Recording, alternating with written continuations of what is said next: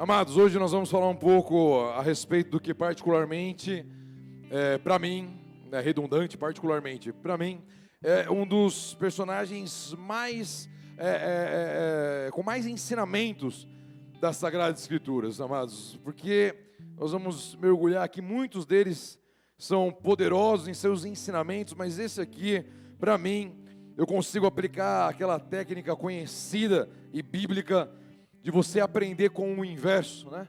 Você aprende com um exemplo ruim para não usar na sua vida. O apóstolo Rina usa bastante disso, o pessoal fez a prova aqui ontem do curso de líderes 1, amém? Estamos caminhando para a paz aí, uns 33 líderes para a honra e glória do Senhor. E aí eles fizeram a prova e na prova perguntava uma técnica que o apóstolo usa. Ele usa, ao ensinar o que é uma célula, primeiro o que não é uma célula. Então você aprende bem o que não é uma célula, que você vai compreender exatamente o que é uma célula. Você quer aprender um pouco sobre um tema, adoração, você aprende bem o que não é uma adoração. Você quer saber o que é santificação, é uma técnica interessante de você usar quando você aplica o inverso, o que não é aquilo. E Deus, Ele usa isso constantemente, amém? É um método poderoso para nós aprendermos e nós observamos à luz das Sagradas Escrituras que quando Deus usa essa técnica, Ele nem tem muito mais paciência. Quando Ele usa, analisa isso aqui, olha o erro do pessoal lá atrás, vê o que aconteceu e não é possível que vocês estão fazendo isso de novo. Nós vemos algo ainda no Novo Testamento, Atos 12, 21, estamos só na introdução. Nós observamos que quando Deus usa esse princípio de aprende com o errado para não errar também, Ele não tem, Ele é longânimo, Ele demora, Ele é paciente, mas parece que nesses momentos, conseguindo uma audiência no dia marcado, Herodes vestindo seus trajes reais, sentou-se no trono e começou a fazer um discurso, e o povo gritava, é um Deus, e não um homem que está falando. No mesmo instante, um anjo do Senhor feriu Herodes, e olha aqui o princípio espiritual, pois ele aceitou a honra que só Deus merece, e ele morreu comido de bicho. Então nós vemos aqui um princípio espiritual poderoso da parte de Deus, que é que Deus não divide a sua glória com ninguém, e quem no passado tentou dividir essa glória, tentou adorar outros deuses, tentou dividir essa glória, quando nós vemos Nabucodonosor, que ele começa, eu sou o rei, eu sou o cara, eu fiz tudo isso, eu aconteci, ele vira um animal e começa a comer igual um bicho. É para a gente analisar esse tipo de coisa e falar, não vou errar da mesma forma. E esse princípio espiritual, ele é muito abrangente. Herodes fazia parte da cultura. Para mim, ao ler as Sagradas Escrituras, é nítido que Deus não agiria com tamanha rapidez e tamanha intensidade, de uma forma muito criteriosa, ao ponto do governador automaticamente ser tomado por bicho, ser comido por bicho, se não fosse um princípio muito vivo a qual ele havia transgredido. Isaías 42, 8, eu sou o Senhor, este é meu nome, não darei minha glória a ninguém, não repartirei meu louvor com ídolos esculpidos. Outras versões por mãos humanas, esculpido já é por mãos humanas. Ou seja, Deus não divide a sua glória com ninguém. O que ele estava fazendo através ali de Herodes, quando ele começa a resplandecer, talvez pelo pôr do sol, a sua roupa era já meio dourada, aquilo começou a embaralhar a cabeça das pessoas. É um Deus, em vez de ele falar, não, para tudo, né, eu não sou Deus, ele assume aquela glória, nos diz o texto, e automaticamente, instantaneamente, ele é comido por bicho, porque ele transgrediu um princípio espiritual, e para mim está claro que é um princípio difundido e que Herodes sabia disso, porque senão Deus não teria trazido uma consequência tão dura, tão instantânea para uma pessoa que estaria no tempo de ignorância ainda. Ele vivia com os judeus, ele ia politicamente aos templos, ele tinha convivência ali, ele governava judeus, ele tinha acesso a princípios espirituais, e esse aqui, para mim, não há sombra de dúvidas que ele sabia, porque é muito conhecido no meio dos judeus, até para nós, é um versículo, é um jargão no meio dos crentes, Deus não divide a sua glória com ninguém, Deus não divide a sua glória com ninguém, é algo conhecido. Herodes deveria saber desse princípio, ele transgrediu o princípio, instantaneamente Deus permitiu que ele fosse comido por bicho, isso no Novo Testamento, no momento ainda da graça, porque o apóstolo Paulo também nos ensina, através de Romanos capítulo 5, versículo 4, essas coisas foram registradas há muito tempo, para nos ensinar para nos ensinar, e as Escrituras nos dão paciência e ânimo para mantermos a esperança. Ou seja, o Antigo Testamento, como eu falei aqui agora de Nabucodonosor, li a respeito de Isaías, são princípios espirituais que nos ficou para ensinamento, nos ficou para meditação, nos ficou para analisarmos, para meditarmos, investirmos tempo nisso, para nós, ao meditarmos, aplicarmos as Sagradas Escrituras nas nossas vidas e colhermos os seus frutos. Nós lemos aqui um pouco da obediência, que Deus tem sido generoso para com o casal, o irmão dele também tem sido obediente, Deus tem sido generoso. O Rogério, que estava aqui, eu confrontei o Rogério na sua trajetória como poucos, amado. 2 vezes eu mandei uma mensagem para o Rogério que eu falei, agora ele desvia. Mas falei, pai, é dessa forma? Ele falou, é dessa forma. E aquele homem recebeu a exortação, se aprumou, e nós vemos Deus abençoando aquilo que Ele vem fazendo. Deus vem dando graça e vem dando frutos para a honra e glória do Senhor, porque há princípios que quando nós aplicamos, nós colhemos os resultados disso, nós colhemos os frutos disso, mas há princípios que quando nós não aplicamos, como no caso de Herodes, também as consequências elas vêm. São princípios espirituais da palavra de Deus, que o apóstolo Paulo nos diz que vieram para nos ensinar. E as Escrituras nos dão o quê? Paciência e ânimo. Olha só, quando você começa a ser vítima de uma das armas mais fatais das trevas, que é o desânimo. Por isso que Deus fala constantemente, tem de bom ânimo, ser forte e corajoso, tem de bom ânimo. O pessoal do curso de Líderes 1 viu lá, 52 vezes na Bíblia tem de bom ânimo. Jesus ressuscita, Ele fala com os seus discípulos, tem de bom ânimo, eu venci o mundo. Quando você estiver desanimado com o Senhor, quando você estiver impaciente, vá até as Sagradas Escrituras. Comece a meditar nelas e comece a ver como foi na vida de José do Egito, comece a ver como foi na vida de Davi, comece a ver como foi na vida de Samuel, e quando você começa a observar, você vai trazendo esses princípios para a sua vida, e isso vai te trazer ânimo, porque você traz à memória aquilo que te dá esperança. Você começa a aplicar princípios na tua vida, e você sabe que aquele que prometeu, Ele vai cumprir, quando você começa a colocar esses ensinamentos que são ensinados. Quando nós ensinamos algo, quando nós ouvimos algo, nós absorvemos aquilo, nós meditamos, e quando nós colocamos em prática, nós começamos a colher os frutos disso, e nós começamos a renovar a nossa mente na mente de Cristo. Cristo pregava sobre as Escrituras, quando Ele vem conversando com os discípulos de Emaús, Ele começa a falar como que todas as Sagradas Escrituras falam a respeito dEle.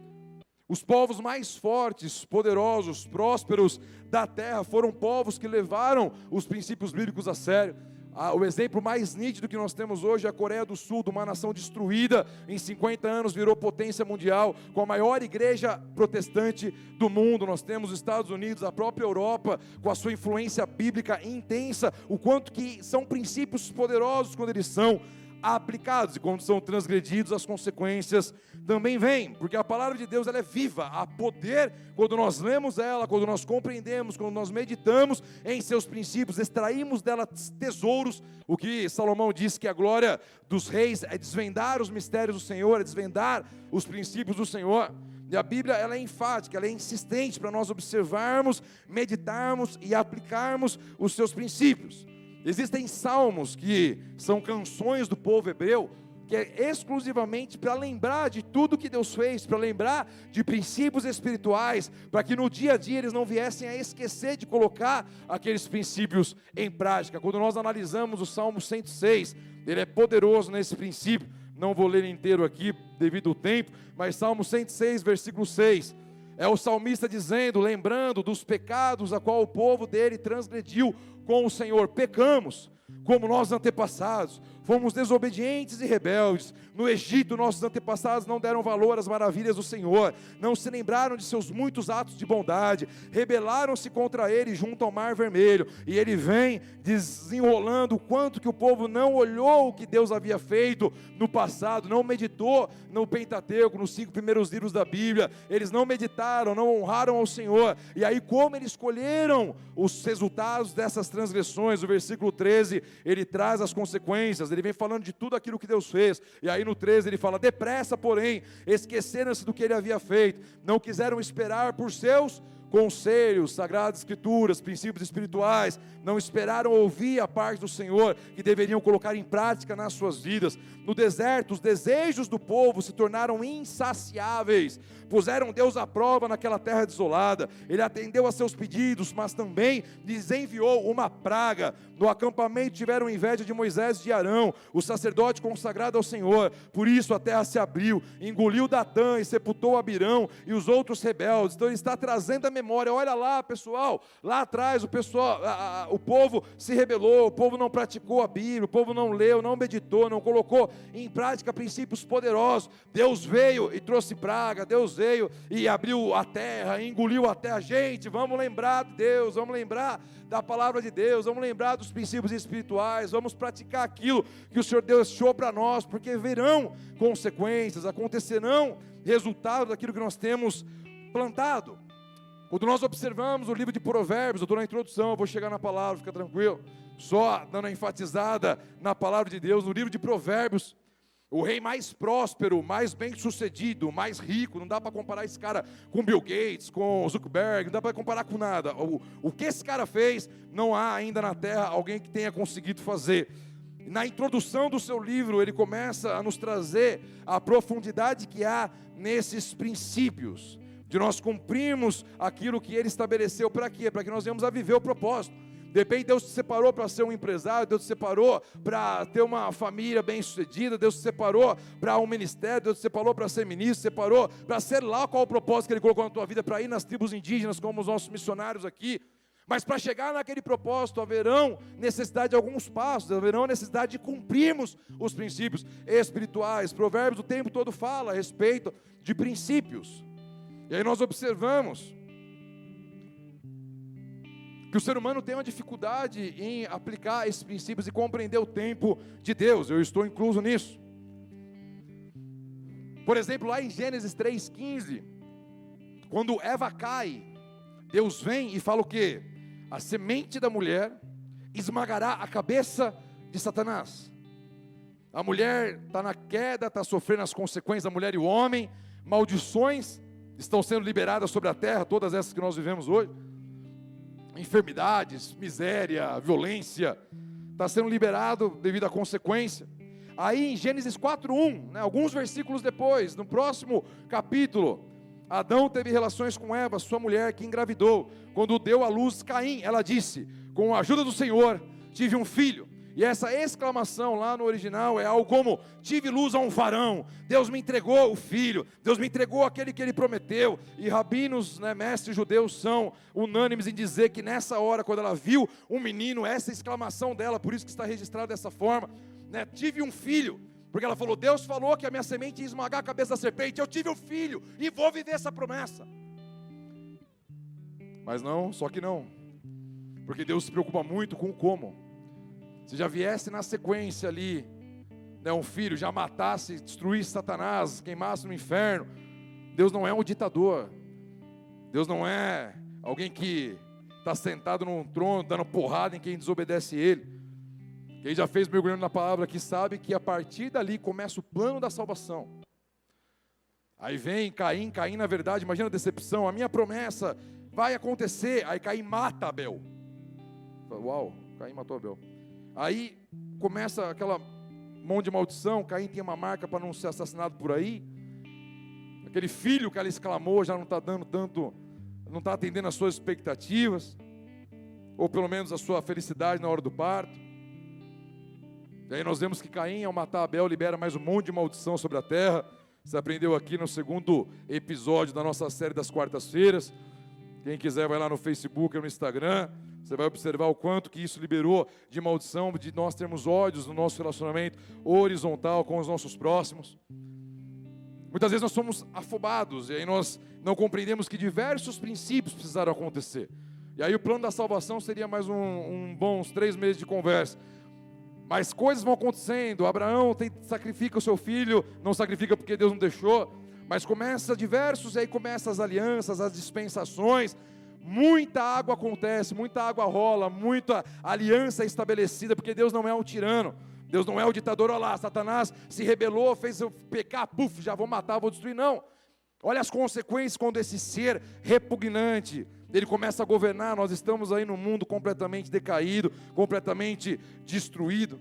Aí muitos princípios espirituais precisaram acontecer. Alianças entre Moisés, Noé, Abraão, precisaram acontecer. Davi, para que viesse o trono de Davi, Davi precisou fazer alianças com o Senhor. Abraão precisou fazer alianças com o Senhor, para que Deus viesse e trouxesse a semente da mulher que viesse a matar a cabeça, viesse a esmagar a cabeça da serpente. E nesse projeto todo, o qual Deus estabeleceu, o rei mais sábio da história, ele nos deixou assim na introdução de um livro poderoso. O rei mais próspero, bem sucedido, nos deixou assim, Provérbios 1, 7. Estes são os provérbios de Salomão, filho de Davi, rei de Israel. Sua finalidade é ensinar sabedoria e disciplina, são coisas diferentes, as pessoas, e ajudá-las a compreender as instruções dos sábios. Sua finalidade é ensinar-lhes uma vida disciplinada, que vai o quê? E bem-sucedida, e ajudá-las a fazer o que é, isso aqui é forte, certo, justo e imparcial. Isso aqui, à luz do ser humano, é quase impossível, só através de Deus. O ser humano conseguir ser certo, justo e imparcial.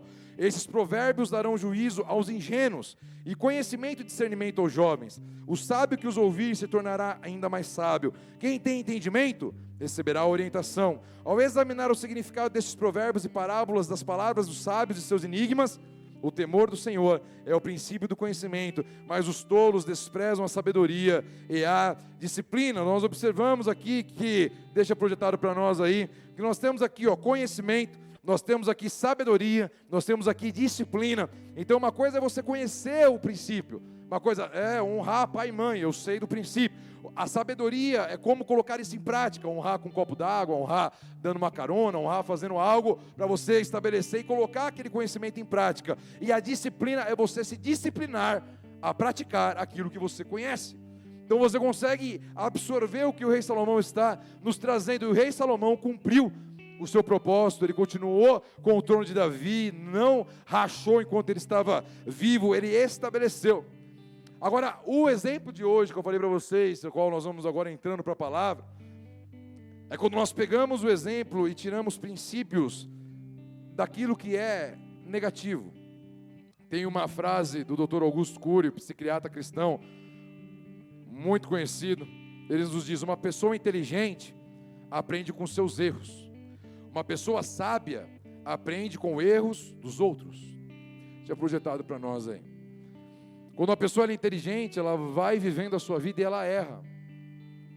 Aí ela fala: caramba, eu errei aqui, eu não vou fazer de novo. Quando já ouviram aqui, errar é humano, persistir no erro é burrice. Mais ou menos isso. O inteligente, ele olha o erro e fala: caramba, fiz meleca aqui, não vou fazer de novo, porque eu sou inteligente. Agora, o sábio, ele olha o outro e fala: olha, ele errou, velho. Deu ruim lá. Eu não vou fazer igual não. Esse é o cara sábio. Ele observa conhecimentos aplicados na vida do outro, ou não, e aí ele tira ensinamentos. Então quando nós começamos a analisar as Sagradas Escrituras, aprendemos com os erros daqueles que nos ficaram registrados, aqui nós conseguimos extrair tesouros, e aí atraímos a sabedoria, porque ao analisarmos, meditarmos a palavra, nós extraímos conhecimento, e aí nós buscamos, Senhor, a sabedoria para aplicá-los, para quê? Para viver o propósito. Talvez o teu foco aqui é ter uma família, é ser bem-sucedido no trabalho, é ser bem-sucedido na tua chamada, é fazer o que Deus estabeleceu, ou tudo isso junto. A palavra de Deus nos dá princípios para nós chegarmos. Nós vimos aqui em Provérbios, e para alguns, quando lê ali Provérbios, ele está falando só do livro de Provérbios. Eu não consigo ver a Bíblia assim.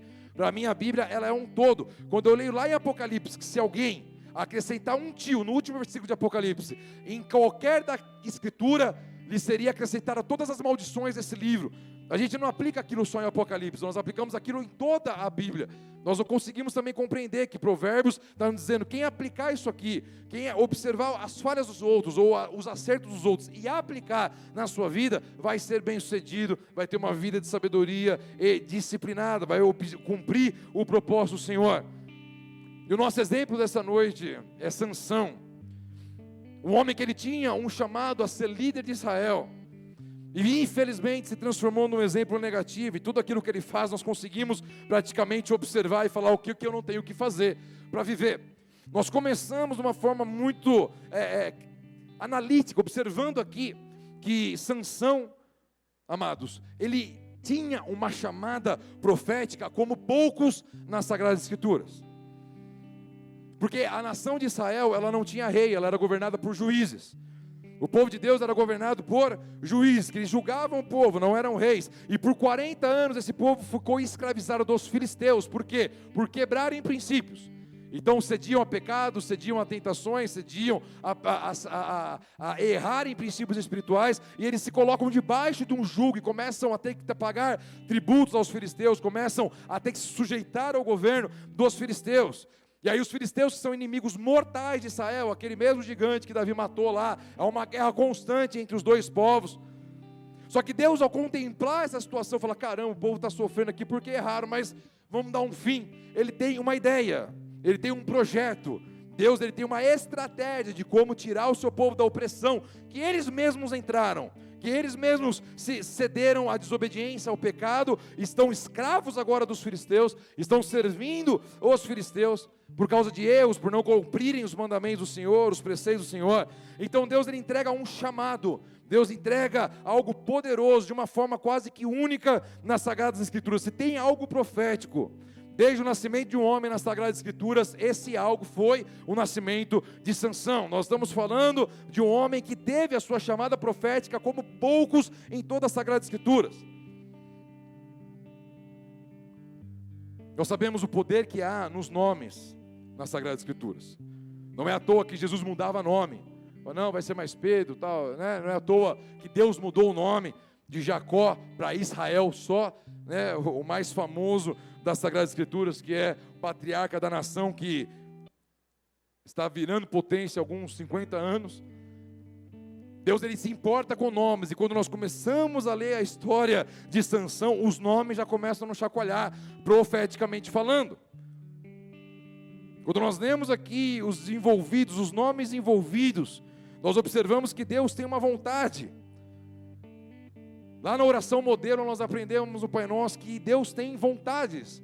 Seja feita aqui na terra como é nos céus. Seja feita a tua vontade aqui na terra como nos céus. A vontade do Pai, Ele tem projetos, Ele tem sonhos para nós. Que seja feita a sua vontade. Jesus nos orienta a orarmos diariamente, para clamamos diariamente para que o Senhor cumpra a vontade dEle sobre as nossas vidas, porque o Pai tem vontades, o Pai tem propósito, o Pai tem sonhos sobre nós, e nós vemos aqui que Deus, Ele estabeleceu mais um libertador sobre Israel, para tirar eles da opressão que eles mesmos se enfiaram. E se nós nos atentarmos no comecinho já, quando nós começamos a ler, a ter acesso à história de Sansão, nós começamos a chegar na conclusão que não houve de fato nada igual, parecido talvez, mas igual à chamada de Sansão, foram poucos. Quando nós lemos aqui, Números 13:2, naqueles dias, um homem chamado Manoá, da tribo de Dan, vivia na cidade de Zorá, sua esposa era estéril, e eles não tinham filhos. 14:2, Números 14:2, projeta aí para nós. 14:2.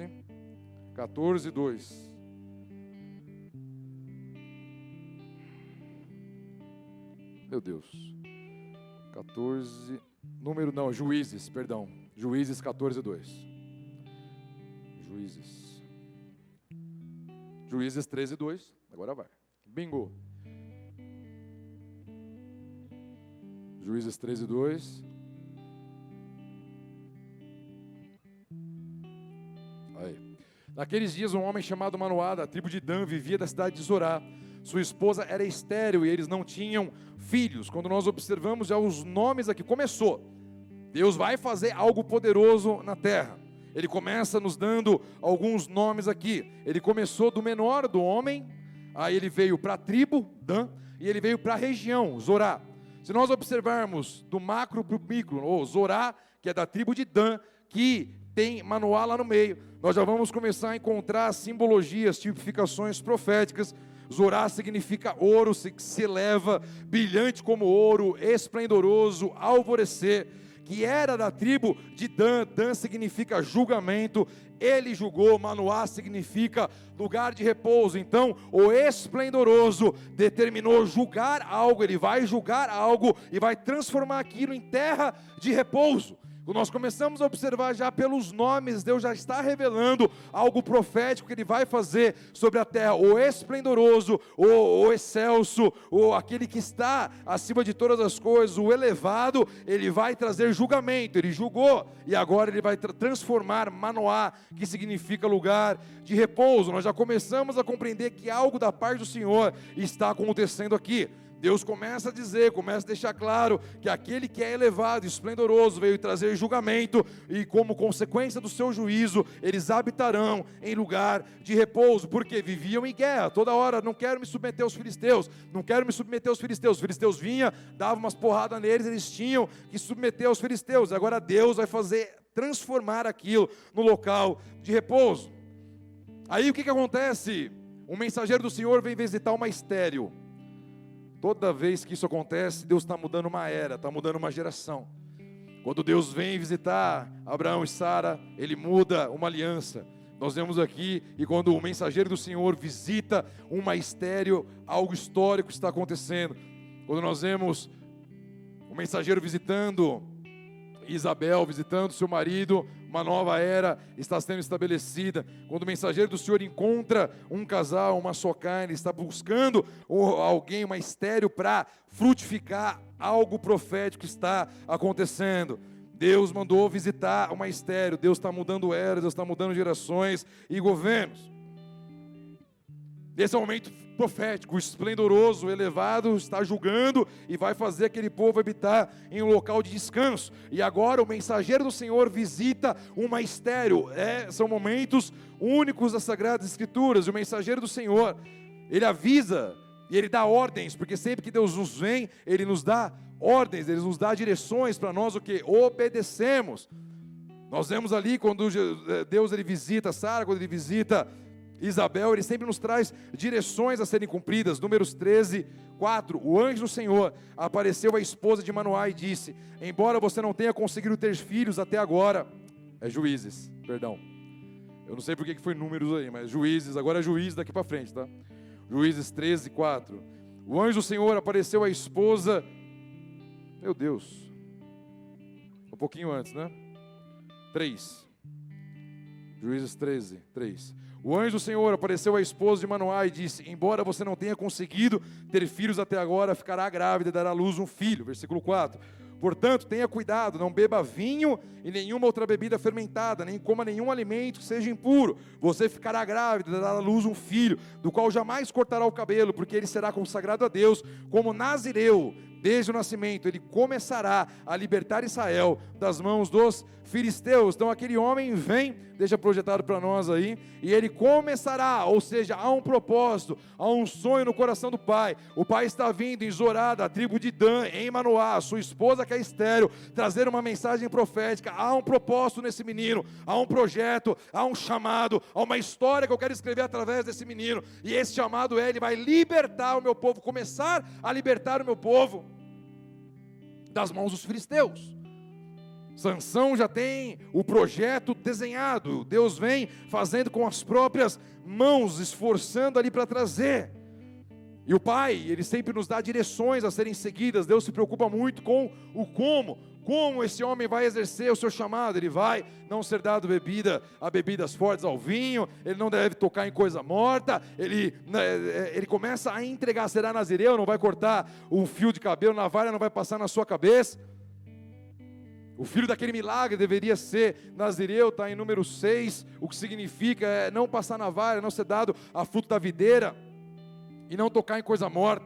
Então o menino tem chamado, o menino tem propósito, o cenário é profético, é Zorá, é Dan, é a tribo que traz julgamento, é Moriá, aquele que transforma, né, local de repouso. Só que o que acontece? A sua esposa recebe de Manoá, recebe a informação do Senhor: o menino, vou me engravidar, e esse menino tem propósito, Deus está fazendo algo sobre a terra, e ela conta ao seu marido. Só que esse marido tem noção, ele tem profundidade com o Senhor, porque ele consegue compreender Quando é apresentada essa situação a ele, ele fala: o mensageiro visitou a minha esposa. Agora, como que eu vou cuidar dessa promessa? A preocupação dele é como que eu vou ensiná-lo, o que que eu vou fazer com ele, qual é o serviço que deve ser feito, o que que eu tenho que fazer com ele. Manoá já tinha uma preocupação em zelar por aquilo que Deus entregou na mão dele. Manoá não era do time, Deus prometeu, ele vai fazer, que se exploda como. Não, ele era do time, como que eu vou fazer? Como que eu vou cuidar daquilo que Deus confiou na minha mão? Eu preciso de novo conversar com esse mensageiro, porque o que que eu vou ensinar ele para trabalhar? O que que eu vou ensinar ele para comer? O que que tem que fazer? Aí Deus vem respaldando essa preocupação digna e honrosa de Manoá. E aí ele é visitado de novo. E aí o mensageiro diz a ele: Manoá, é simplesmente o que eu disse à tua esposa. Só que nessa segunda vinda começa a nos revelar a profundidade profética a qual nós estamos de forma definitiva. Porque na resposta a qual o mensageiro dá a Manoá, quando Manoá pergunta: mas quem é você? Ele responde: eu sou. O mesmo eu sou que falou com Moisés, o mesmo eu sou que lá no Evangelho de João, quando está no Getsêmani, e perguntam para ele: é você? Eu sou, e todos caem na sua presença. Nós começamos a contemplar um momento profético, intenso. O eu sou estava ali. E aí, se tem alguma dúvida ainda, nós observamos que quando Manoá pergunta: mas qual o teu nome? Para que quando todas essas coisas acontecerem, qual o teu nome? Meu nome é Maravilhoso. Isaías nos revelou como seria conhecido o Emanuel, como seria conhecido Jesus Cristo, que ele seria o verbo encarnado. Maravilhoso é o seu nome, Conselheiro, Deus forte, Príncipe da paz, Jesus Cristo, Deus conosco, o eu sou encarnado, o maravilhoso. Lá no versículo 11 desse mesmo Juízes 13, ele fala: eu sou. Quando nós lemos o 18, você vai ler na sua casa, você vai observar ele falando: meu nome é maravilhoso. Mas não acaba por aí. A cena, ela é profética, ela é manto, ela é reteté do glória, ele é cheio das glórias. Ele vai se aprofundando no negócio. Aí Manoá olha para a situação e fala: meu, eu sou o maravilhoso e o conselheiro está aqui. Por quê? Quando Manoá chega para o eu sou que estava na frente dele, fala: vamos fazer um jantar aqui. Ele dá conselhos, porque ele é conselheiro. Manoá, eu não vou me alimentar, mas faz um sacrifício. Pega esse cordeiro que a gente ia comer, faz um sacrifício ao Senhor. Manoá, obediente, ligado, fala amém, na hora, preparou lá, e ele começou a queimar e a sacrificar ao Senhor. A minha Bíblia diz que aquela fumaça começa a subir, e o eu sou sobe junto com a fumaça e vai embora. Quando Manoá olha aquilo, a sua esposa, eles se jogam no chão, e eles falam: seremos consumidos. Juízes 13, 22, e disse a sua esposa, 13, 22, com certeza vamos morrer, pois vimos a Deus.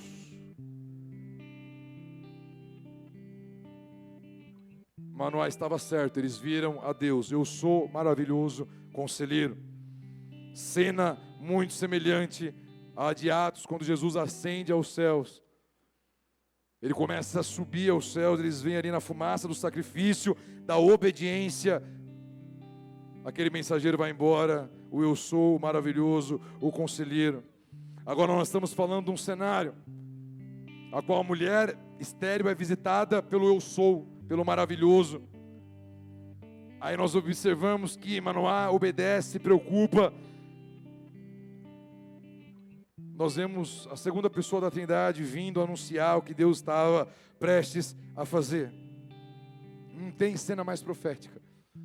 Não tem nada mais profético anunciado.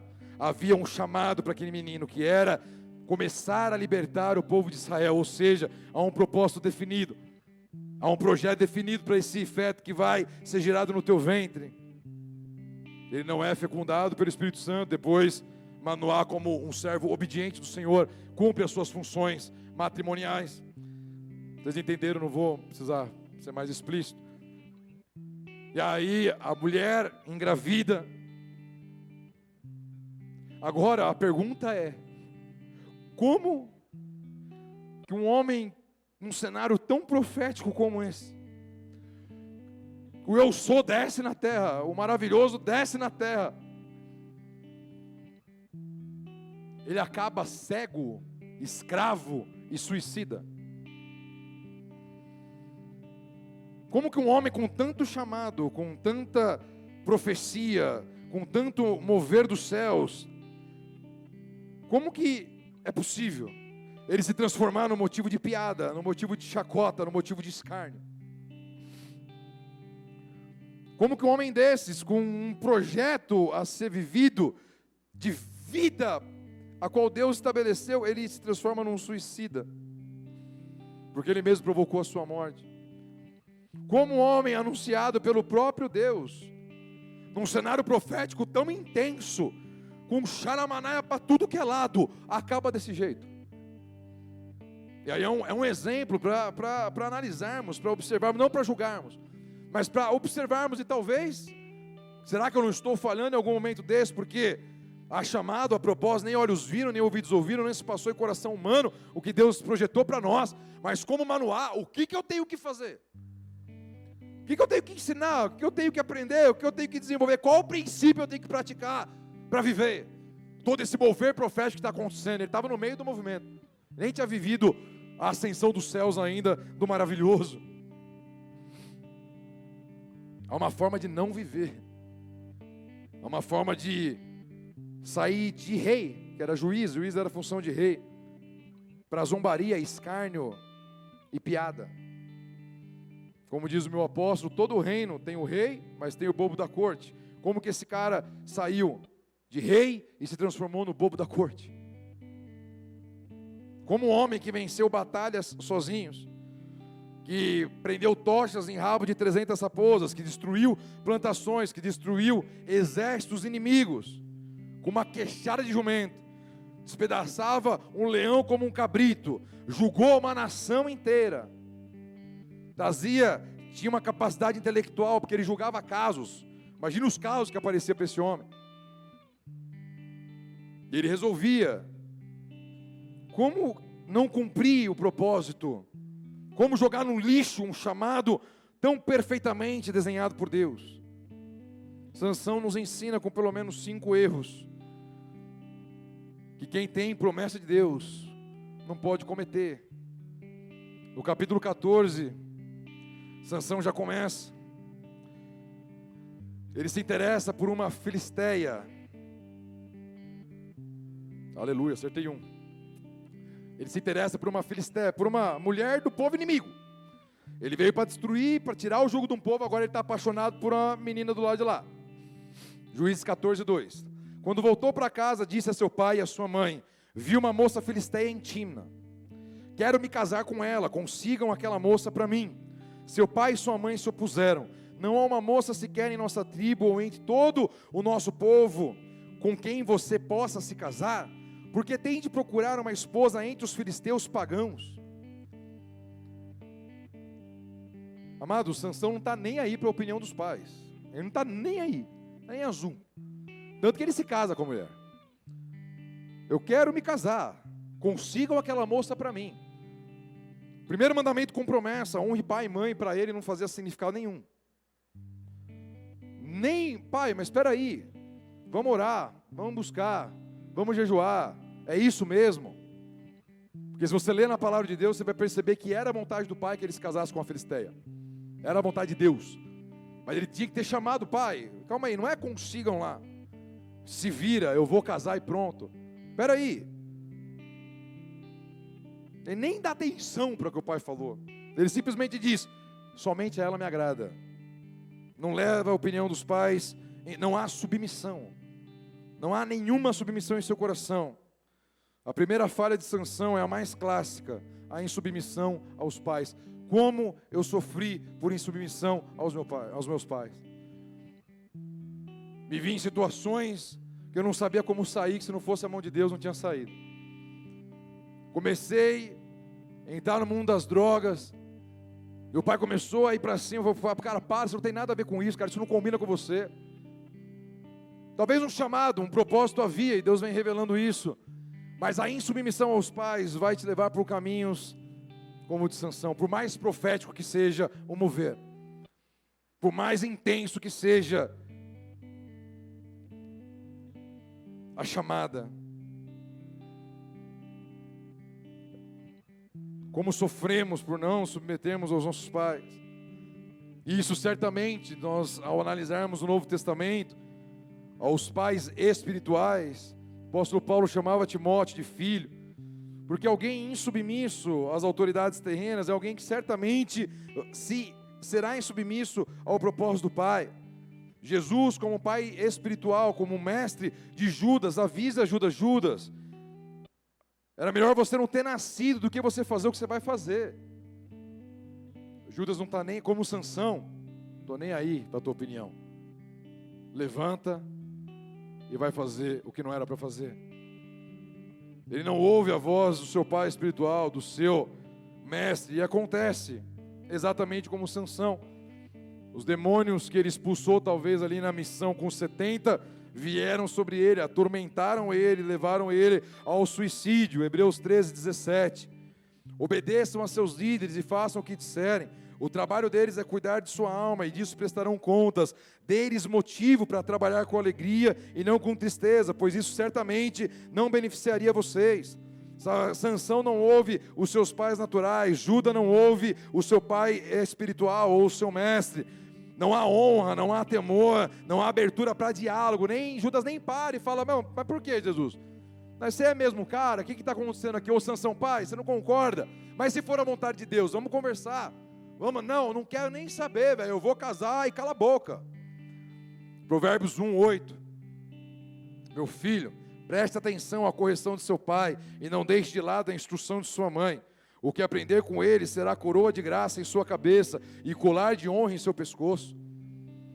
Quando eu me converti, comecei a caminhar com o Senhor, 5 anos na secura medonha. Eu sei que está passando, solteiro. Eu estava lá há 6 anos já. E aí uma moça apareceu, era um sonho, um espetáculo. Minha mãe falou: não é mulher para você, ela vai te derrubar. Aí, dá uma salva de palmas, Jesus.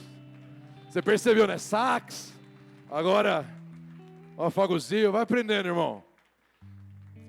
Aí, ela vem e fala: não é. Aí eu falei: meu Deus, mas é tão, né? Olha as curvas, você observou bem. Aí, não é. Falei: meu Deus do céu. E aí fui orar, fui buscar o Senhor. E aí falei: tá bom, amém, glória a Deus. E Deus me deu o espetáculo da natureza, que me cercou de coroas de glória. Meus 2 filhos maravilhosos, tinha o útero invertido, sei lá o que Deus fez, mas a bênção acompanha a obediência. Agora, o problema é o como. Sansão estava certo. Você vai ler na tua casa, Deus queria que ele casasse com uma filisteia para gerar uma confusão e gerar guerra, e Sansão tirar os filisteus do comando. Mas o problema é o como. Às vezes você está certo, o problema é o como.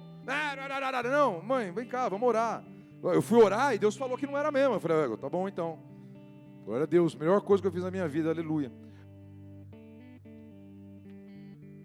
Essa moça hoje, infelizmente, está toda lascada, não sei se está, enfim, se jogou nas drogas e por aí vai.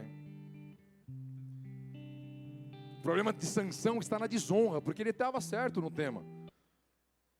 A falta de consideração, a insubmissão, e não adianta. A insubmissão horizontal, ela reflete na insubmissão vertical. Deus não faz diferença, já preguei exaustivamente sobre isso. A nossa forma como nós nos relacionamos na horizontal, ela reflete na vertical. Deus não vê muita diferença. Por isso que começa com Pai nosso, Pai na vertical, nosso na horizontal. 1 Pedro 2,13. Por causa do Senhor, submetam-se a todas as autoridades humanas, seja o rei como autoridade máxima, seja os oficiais nomeados, enviados por ele para castigar os que fazem o mal e honrar os que fazem o bem. Quando Sansão só refletiu a insubmissão aos pais, a insubmissão a Deus, não era para tocar em bicho morto, foi lá e tocou no leão morto. Já não havia submissão com o pai, também não há submissão com Deus. 1 João 4,20, se alguém afirma: amo a Deus, mas odeio o seu irmão, é mentiroso, pois se não amamos nosso irmão, a quem vemos, como amaremos a Deus, a quem não vemos? Judas, ele se insubmeteu, ele se rebelou contra Jesus, contra a direção de Jesus, não vai fazer o que está fazendo. Depois ele se rebela contra Deus, porque ele sabe que suicídio é mandamento do Senhor. Não pode tirar Deus, os homicidas não herdarão o reino dos céus. Homicida é quem mata, o suicida ele se automata, ele se mata. Então o homicida não herda o reino dos céus. Essa é a visão bíblica. Então ele não obedece Jesus aqui na horizontal, porque Jesus naquele momento era horizontal, ele é seu mestre terreno. Deus fala, os homicidas vão estar enrolados, ele também não está nem aí, ele se mata, porque já há uma rebeldia no coração. De um sentido reflete no outro. Por outro lado, nós vemos que quem é obediente na horizontal é obediente na vertical. Por isso, mulheres, homens estão procurando seus futuros maridos, observem como o pretendente trata o irmão, te trata, trata a mãe e como ele leva as coisas de Deus. Se ele não leva Deus a sério, ele vai levar você a sério. Se ele não leva a palavra de Deus a sério, ele vai levar você a sério. Segundo, autossuficiência, soberba, pretensão. Certamente Deus havia entregue uma sabedoria a Sansão, porque ele julgava. Afinal de contas, ele julgava uma nação, ele era uma pessoa de autoridade. Deus capacita aqueles que ele coloca lá. Então ele me faz enigmas, e que ninguém conseguia decifrar. Ele está tão autossuficiente, ninguém consegue resolver os meus enigmas, ninguém tem a sabedoria que eu tenho. Juízes 14, 18. Ele fez um enigma, e de fato ninguém conseguia resolver.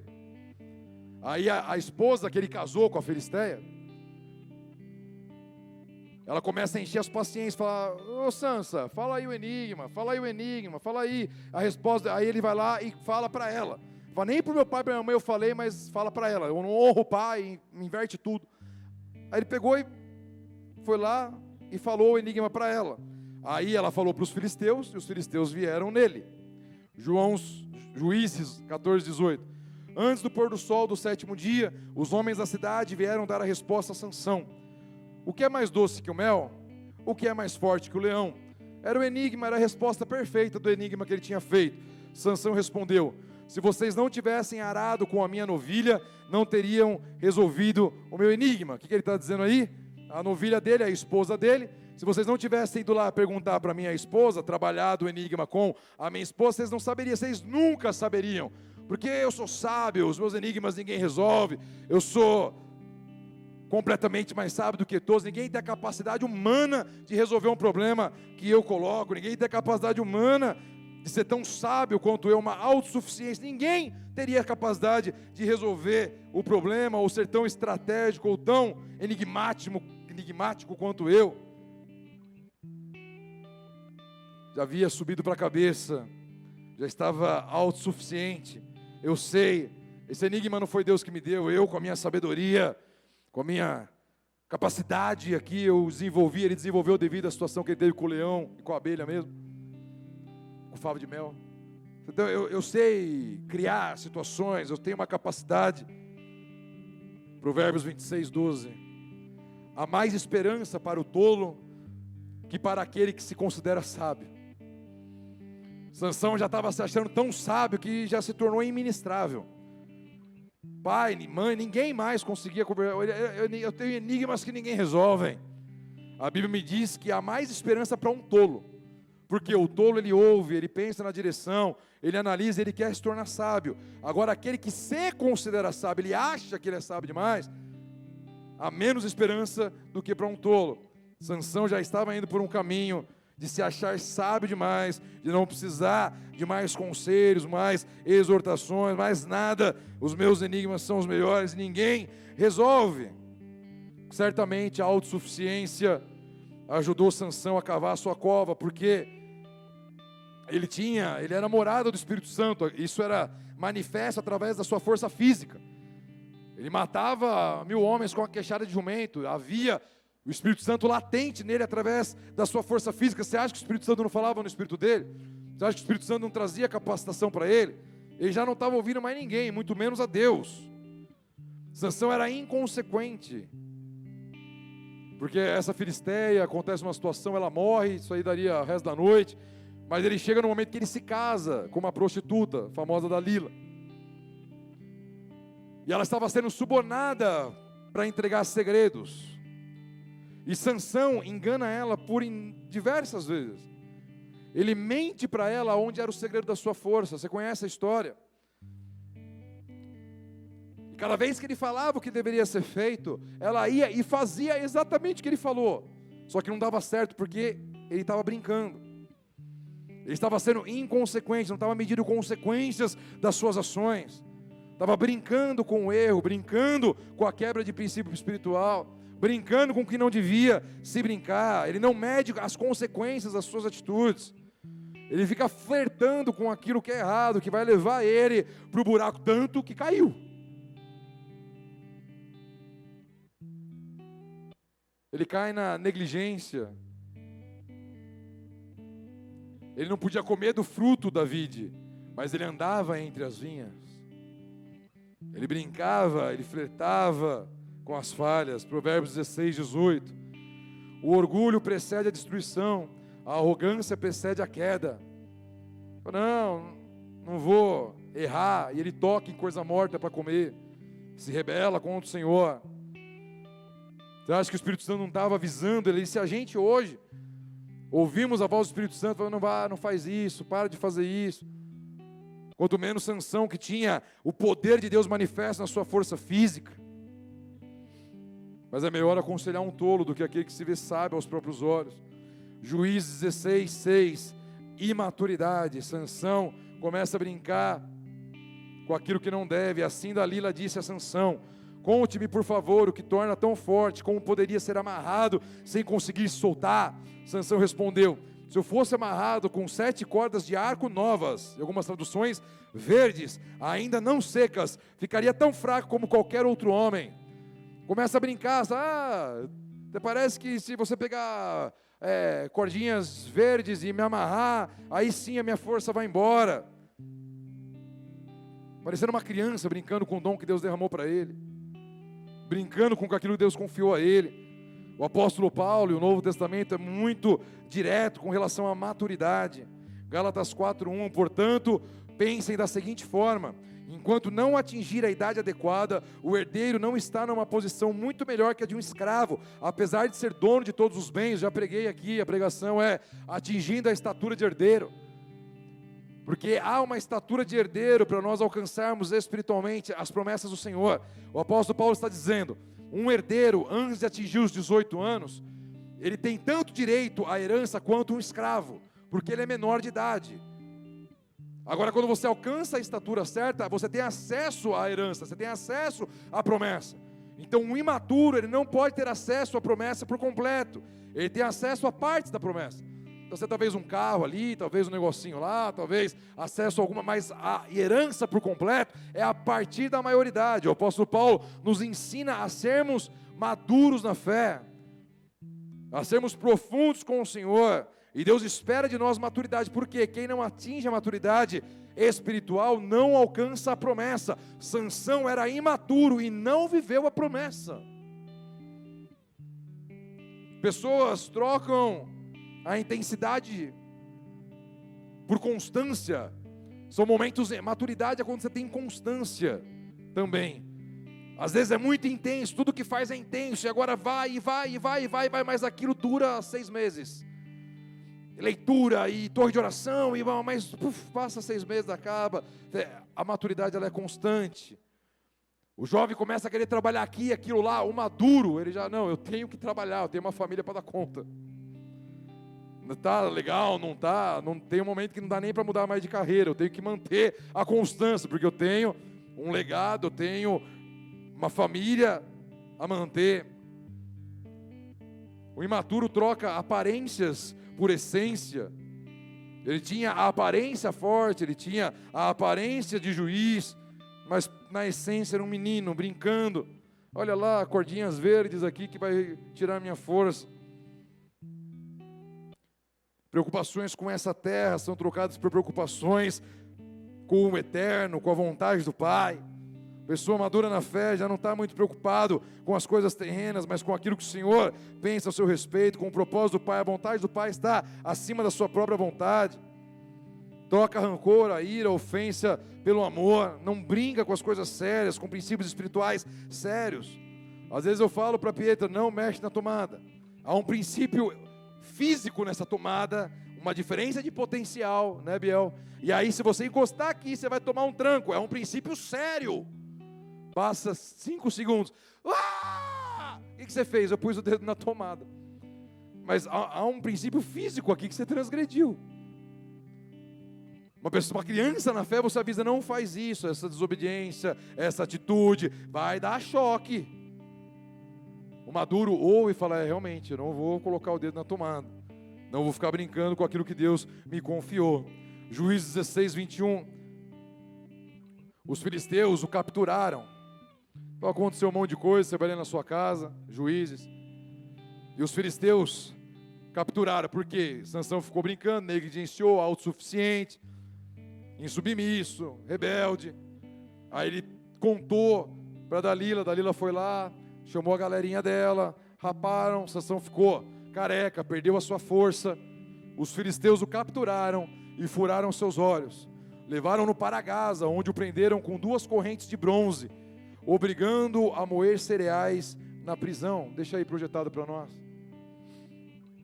E daqui eu tiro o título dessa mensagem: princípios versus propósitos. Sansão quebrou diversos princípios, e todo culto a gente fala de princípio da Bíblia aqui. Mas aqui nós vemos uma consequência profética perfeita. Aqueles que ficam ferindo princípios, eles se tornam cegos. Chega uma hora que já não está vendo mais que é erro. Não, mas adultério, não é tão adultério assim. Mas não sei o quê, mas bababá, já está cego. Sansão ficou cego. Fisicamente, furaram os seus olhos. Segundo lugar, ficar preso. Está preso agora ao pecado, está preso agora às transgressões. Falou para não entrar no site, falou para não fazer isso, falou para não ir naquele lugar. Agora está preso naquela cadeia de rebelião, naquelas legiões de demônios, está aquela coisa louca, está preso em correntes de bronze. Agora o pior de tudo, ele começa a moer cereais. A tradução aqui é moinho. Sabe o que é um moinho? O moinho era uma roda de pedra com uma vara e você ia girando para poder moer cereal. Uma pessoa que transgride princípios espirituais, que não está nem aí, ela fica cega espiritualmente, ela fica presa espiritualmente, e a sua vida fica girando em círculos, e não há progresso, não há avanço, só há escravidão. E você vê 10 anos depois, 15 anos depois, 30 anos depois, está girando em círculos, porque não honra nenhum princípio espiritual. E assim Sansão coloca o seu propósito de rei para ficar girando em torno de uma pedra de moer cereais. Se for para ele, dá uma salva de palmas ao Senhor.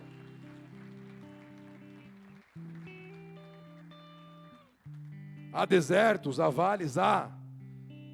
Mas a palavra de Deus nos diz que o sábio, ele fica mais sábio. Aquele que tem, Jesus falou, aquele que tem, lhe é acrescentado. O que não tem, até o pouco que não tem mais, é retirado. Talvez passe, Jesus passou na cruz, mas passou pela cruz. Depois, nome sobre todo nome, elevado, exaltado, porque cumpriu todos os princípios espirituais. Tem momentos difíceis, Pedro teve momentos difíceis, mas quando pregou, teve os frutos, 3.000, depois 5.000 almas, viveu o propósito do Senhor. Você conversa, daqui 5 anos está numa outra estatura, daqui 15 anos está numa outra estatura, não está em volta do moinho girando,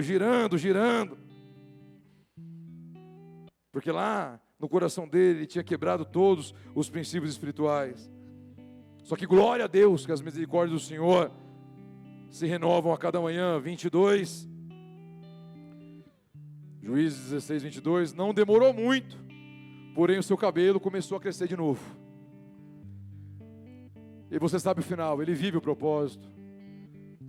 Israel é tempo muito aquém, viveu a chamada, mas muito aquém do que Deus tinha preparado e como começou.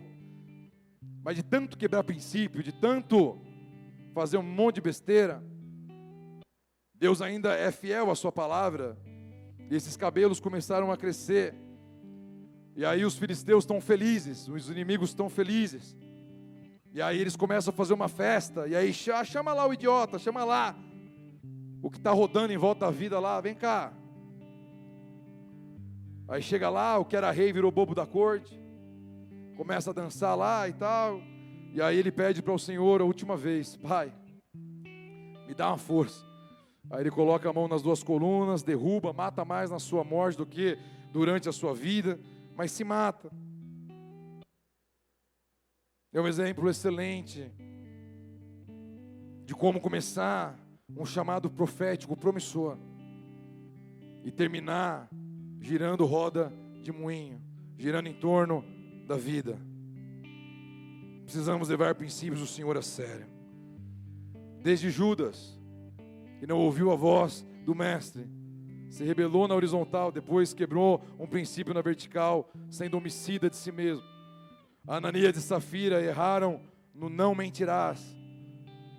Não é para mentir, mentiram ao Espírito Santo, fulminados, segundo exemplo no Novo Testamento. Herodes não cumpre o princípio espiritual, é morto com milho de bicho. Nem olhos viram, nem ouvidos ouviram, nem se passou em coração humano que Deus tem preparado para aqueles que o amam. Mas entre o profético e cumprir princípios espirituais, não vai se cumprir o profético sem cumprir os princípios espirituais. Pode começar com fogo do céu, Jesus te visitando, subindo na fumaça do sacrifício, e terminar girando em volta do ventre da própria vida, de acordo com como nós cumprimos os princípios espirituais. Curva a tua cabeça, feche teus olhos.